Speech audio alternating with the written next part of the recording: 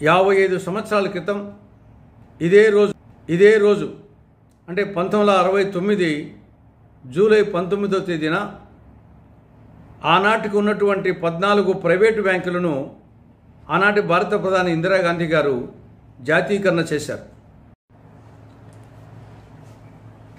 ఈరోజు బ్యాంకుల జాతీయకరణ 55వ వార్షికోత్సవం.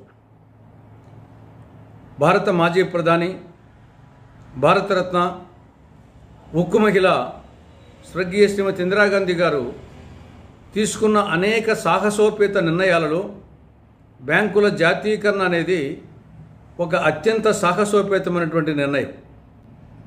ఆనాటికి బ్యాంకులు కొద్దిమందికి మాత్రమే, పట్టణ ప్రాంతాల్లో ఉండేవారికి మాత్రమే, కొందరు వ్యాపారస్తులకు, పారిశ్రామికవేత్తలకు మాత్రమే అందుబాటులో ఉండేవి. గ్రామీణులకు కానీ, రైతులకు కానీ, సామాన్యులకు కానీ బ్యాంకులు అందుబాటులో ఉండేవి కావు. అందుకోసం గ్రామీణులకు, రైతులకు, సామాన్యులకు కూడా బ్యాంకు సేవలు అందుబాటులోకి తేవాలనే ఉద్దేశంతో ఆనాడు ఇందిరాగాంధీ గారు ఈ బ్యాంకుల జాతీయకరణ చేశారు.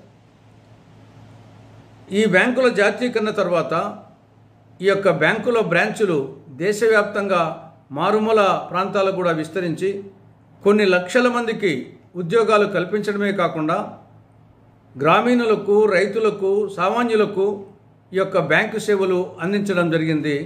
పర్యవసానంగా గ్రామీణ ఆర్థిక పరిస్థితి ఎంతో పుంజుకున్నది.